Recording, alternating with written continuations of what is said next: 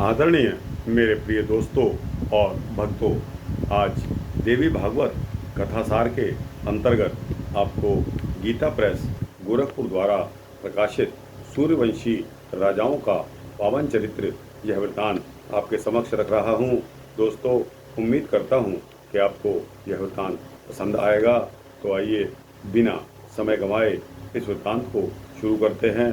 दोस्तों, 10-1 मिनट का यह वृतांत होगा, अतः आपसे उम्मीद करता हूँ कि बने रहिए इस वृतांत में मेरे साथ अंत तक। तो दोस्तों, सूर्यवंश में शर्याती के पुत्र महाराज रेवत हुए हैं, जो अपनी कन्या का वर जानने के लिए पितामह ब्रह्मा जी के पास सशरीर ब्रह्मलोक गए। ब्रह्मा जी के आदेश से उन्होंने अपनी कन्या रेवती का विवाह भगवान श्री कृष्ण के ज्येष्ठ भ्राता शेषावतार श्री बलराम जी से कर दिया। दोस्तों, यह महत्वपूर्ण है कि सूर्यवंश में राजा शर्याती के पौत्र महाराज रेवत हुए हैं। रेवत ने अपनी कन्या का वर जानने के लिए पितामह ब्रह्मा जी के पास जब गए, ब्रह्मा जी के आदेश से उन्होंने अपनी कन्या का जो विवाह था भगवान श्री कृष्ण के ज्येष्ठ भ्राता शेषावतार श्री बलराम जी से कर दिया। इसी वंश में ककुस्थ नाम के प्रचंड पराक्रमी राजा हुए, जिन्होंने वृषभ रूपधारी देवराज इंद्र पर सवार होकर देवताओं के लिए भी अजेय दानवों को परास्त किया था। दोस्तों, ककुस्थ के पौत्र राजा पृथु हुए, जो भगवान विष्णु के वंशावतार कहे जाते हैं। इसी वंश में यौवनाश्व नामक धार्मिक नरेश हुए, जो संतानहीन होने के कारण अत्यंत चिंतित रहते थे। ब्राह्मणों तथा ऋषियों ने उन पर दया करके उनके संतान के निर्मित एक यज्ञ करवाया। पंडितों ने जल से परिपूर्ण एक कलश का पुत्र प्राप्ति के निमित्त अभिमंत्रण किया। यह विधि पूर्वक अभिमंत्रित जल रानी के लिए रखा गया था, जिसे प्यास लगने के कारण भूल से राजा यौवनाश्व पी गए। दोस्तों, मंत्र के प्रभाव से राजा ने गर्भ धारण कर लिया। उनकी दाहिनी कोख का भेदन करके मानधाता उत्पन्न हुए, जिसका पालन स्वयं देवराज इंद्र ने किया। इस वंश के सभी राजा भगवती जगदम्बा के उपासक रहे हैं। दोस्तों, इसी वंश में महाराजा अरुण हुए। उनका न्यायप्रिय सम्राट ने धर्म और सदाचार का उल्लंघन करते देखकर अपने एकमात्र पुत्र सत्यव्रत को अपने राज्य से निकाल दिया। दोस्तों, सत्यव्रत ने देवी की उपासना की, जिससे वे पुनः पिता के प्रेम भाजन बन गए। महाराज अरुण ने राजकुमार सत्यव्रत को अपना लिया तथा उसे अपने निकट बैठाकर नीति शास्त्र का उपदेश दिया। हे पुत्र, तुम सदा धर्म में अपनी बुद्धि लगाना, न्यायपूर्वक प्राप्त धन ही ग्रहण करना, कभी असत्य भाषण मत करना, निंदित मार्ग का अनुसरण कभी मत करना। तुम्हें दिन प्रतिदिन तुम दान देते रहना। द्यूत, मदिरा, अश्लील संगीत व वैश्यावृत्ति से बचना।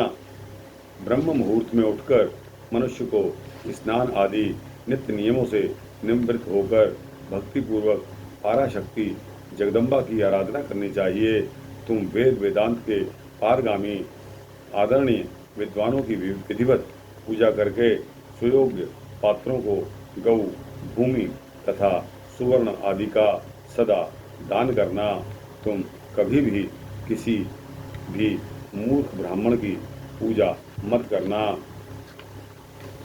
और मूर्ख व्यक्ति को कभी भी भोजन से अधिक कुछ भी मत देना। किसी भी परिस्थिति में लोभवश धर्म का उल्लंघन मत करना। राजा को चाहिए कि वह धर्मशास्त्र के अनुसार दंड नीति का पालन करे और न्याय से उपार्जित धन का निरंतर संग्रह करे। इस प्रकार पिता के समझाने पर राजकुमार त्रिशंकु यानी कि सत्यव्रत ने कहा, मैं वैसा ही करूँगा। तत्पश्चात महाराज अरुण ने सत्यव्रत को राज्य पर विधिपूर्वक अभिषिक्त करके अपनी धर्मपत्नी के साथ वानप्रस्थ आश्रम को चले गए। दोस्तों, राजा सत्यव्रत देवेश्वरी भगवती की उपासना में तत्पर रहते हुए राज्य पर सम्यक शासन करने लगे। त्रिशंकु के पुत्र हरिश्चंद्र हुए। कुछ समय पश्चात राजा त्रिशंकु ने अपने पुत्र हरिश्चंद्र को युवराज बनाकर मानव शरीर से ही स्वर्ग सुख भोगने का निश्चय किया। उन्होंने अपनी इच्छा महर्षि वशिष्ठ जी से व्यक्त की और इसके लिए यज्ञ कराने का आग्रह किया। वशिष्ठ जी ने मानव शरीर में स्वर्ग में निवास अत्यंत दुर्लभ है यह कहकर यज्ञ कराने में अपनी असमर्थता व्यक्त कर दी।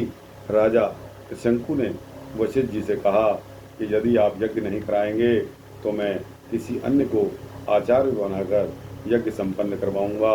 यह सुनकर वशिष्ठ जी ने क्रोधित होकर राजा त्रिशंकु को शाप दे दिया कि मरने के बाद भी तुम किसी प्रकार स्वर्ग नहीं प्राप्त कर सकते। उनके शाप से राजा त्रिशंकु चांडाल बनकर जंगल की ओर चले गए। जंगल में कल्याणकारिणी भगवती जगदम्बा का ध्यान करते हुए वे समय व्यतीत करने लगे। कुछ समय पूर्व विश्वामित्र जी अपनी भार्या को जंगल में छोड़कर तपस्या में रत थे।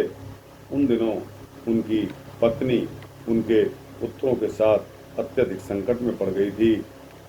तब सत्यव्रत ने कई प्रकार से उनकी रक्षा की। यह बात विश्वामित्र जी की पत्नी ने विश्वामित्र जी को बताई और कहा कि यदि इनका हम पर बड़ा उपकार है, आपको भी इनका प्रत्युपकार करना चाहिए। तदनंतर विश्वामित्र जी त्रिशंकु यानी कि सत्यव्रत से मिले। सत्यव्रत ने सशरीर स्वर्ग जाने की इच्छा व्यक्त की। विश्वामित्र जी ने अपने तप के प्रभाव से उन्हें सशरीर स्वर्ग भेज दिया। स्वर्गलोक में उनका चांडाल शरीर देखकर देवतागण नाराज हुए तथा इंद्र ने उन्हें वापस नीचे की ओर धकेल दिया।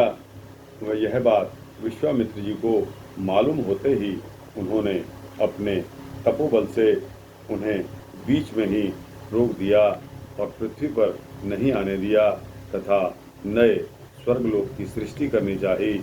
इंद्र को यह बात मालूम होने पर उन्होंने विश्वामित्र जी से क्षमा याचना की और उनके इच्छा अनुसार त्रिशंकु को दिव्य शरीर वाला बनाकर अपनी पुरी में ले गए। दोस्तों, आपने सुना होगा कि राजा त्रिशंकु बीच में ही लटके हुए हैं। दोस्तों, यह कथा आपको एक बार डिटेल में मैं फिर सुनाऊंगा। दोस्तों, आज के लिए इतना ही। यह वृत्तांत आपको कैसा लगा? अच्छा लगा हो तो दोस्तों इसको लाइक और शेयर करते हुए अपने दोस्तों, भक्तों, जिज्ञासुओं को अवश्य भेजना। और दोस्तों, इस चैनल को सब्सक्राइब करेंगे तो आपको इसी तरह के भक्ति वृत्तांत देता रहूँगा, ऐसा मेरा संकल्प है। दोस्तों, यह वृत्तांत यहाँ समाप्त होता है। जय श्री सीता रामचंद्र भगवान की जय।